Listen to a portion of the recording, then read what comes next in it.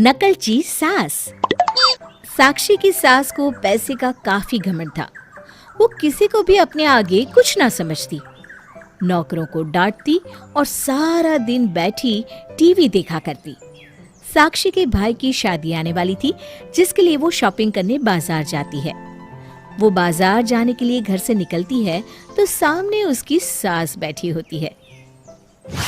अरे, इतना बन ठंड कर सवारी कहाँ जा रही है? कभी अपनी सास को भी पूछ लिया करो। जब देखा झोला उठाकर निकल पड़ती हो। टोक दिया ना। माँ जी, आपकी यही आदत मुझे सबसे ज्यादा खराब लगती है। बम्बई तो जाऊंगी नहीं, बाजार जा रही हूँ। पता है ना, मेरे भाई की शादी है। अरे बहू, तुम तो बुरा मान गई। जाओ जाओ, मैं तो बस बोल रही थी कि कभी मुझसे भी पूछ लिया करो साथ चलने के लिए। वैसे क्या लेने जा रही हो? साड़ी लेने जा रही हूँ।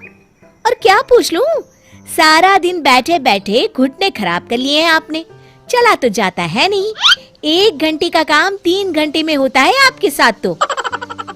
सास को गुस्सा तो आता है, लेकिन फिर भी प्यार से वो साक्षी को कहती है, साड़ी लेने? सुनो, एक साड़ी मेरे लिए भी ले आना। आखिर मुझे भी तो जाना पड़ेगा ना तेरे भाई की शादी में। सास जो ठहरी। साक्षी मुंह बनाती हुई, देख लूंगी, कुछ पसंद आया तो ले आऊंगी। शाम को साक्षी घर वापस आती है।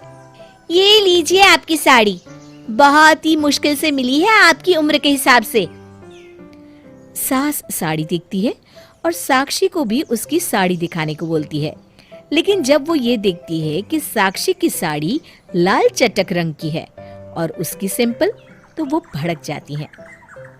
खुद के लिए तो बड़ी सुंदर साड़ी लाई और मेरे लिए ये? तू तो रहने ही दे साक्षी, मैं अपनी शॉपिंग खुद कर लूंगी। साक्षी की सास तुरंत बाजार जाती है और लाल रंग की चटक साड़ी ले आती है। अगले दिन शाम को साक्षी की सास लाल चटक रंग की साड़ी पहनकर तैयार हो जाती है और दोनों शादी में जाते हैं, जहां सभी साक्षी की सास का मजाक बनाते हैं। अरे वाह, सफेद बाल में लाल साड़ी बहुत जच रही है।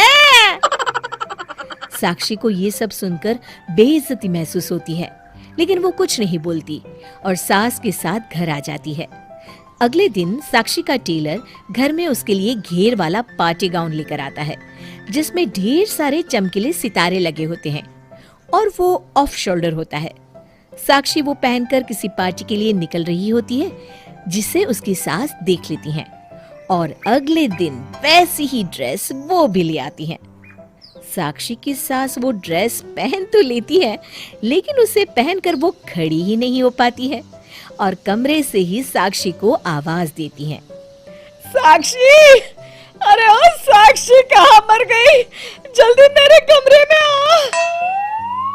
साक्षी सास की आवाज सुनकर घबरा जाती है। वो भागकर उनके कमरे में जाती है और सास की हालत देखकर हैरान रह जाती है। फिर जोर जोर से हंसती है।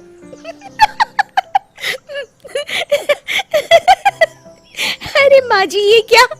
अरे बस करिए, अपनी उम्र तो देखिए, ऐसे कपड़े शोभा नहीं देते आप पर। चुप रह तू, बस तू मुझे खड़ा कर दे, मैं जरा मॉल तक घूमने जा रही हूँ। साक्षी सास की इस आदत से परेशान हो जाती है। वो सोचती है किसी भी तरह वो माँ जी की इस आदत को ठीक करके ही रहेगी, लेकिन कैसे? तभी साक्षी की सहेली उससे मिलने आ जाती है। वो उससे सारी बात बताती है। साक्षी की सहेली उसके कान में कुछ कहती है, जिसके बाद दोनों एक दूसरे को देखकर मुस्कुरा देती हैं। शाम को सास वापस आती हैं तो देखती हैं कि साक्षी एक लंबी सी हिल्स वाली सैंडल पहनकर घूम रही है। साक्षी कभी तेज चलती तो कभी धीरे, कभी उठती तो कभी बैठती। साक्षी की सास अगले दिन वैसी ही सैंडल ले आती हैं और पहन लेती हैं। वो सैंडल पहनकर जैसे ही 2 कदम चलती हैं कि धड़ाम से गिर पड़ती हैं और चिल्लाने लगती हैं। हाय रे, मर गई। बहुत दर्द हो रहा है, कोई तो आओ, मुझे बचाओ। साक्षी जमीन पर पड़ी सास को उठाती है और बिस्तर पर बिठा देती है। अब बस भी करिए माँ जी, आपको तो मेरी बात बुरी ही लगती है, लेकिन देखिए पड़ गए ना लेने के देने, पता नहीं कितनी हड्डियां टूटी होंगी और न जाने कितने टांके लगेंगे। अरे नहीं नहीं, ऐसा ना बोल बहू, बहुत दर्द हो रहा है। तू तो बस डॉक्टर को बुला दे, मैं अब कभी तेरी नकल नहीं करूंगी। उम्र के हिसाब से पहनावे की शोभा है, ये बात मैं समझ गई हूँ।